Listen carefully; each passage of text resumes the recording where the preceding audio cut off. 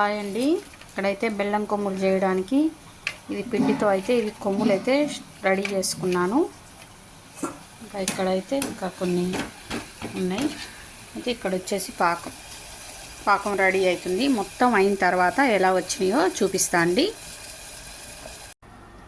నేను అనుకున్నట్టే వచ్చినాయండి.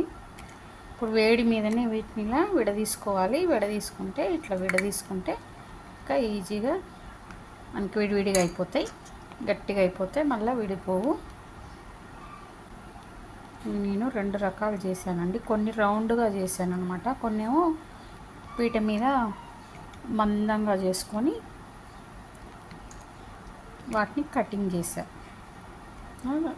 చల్లారాలి. ఇంకా చల్లారితే ఇంకా తెల్లగా అయిపోతాయి ఇంకొంచెం.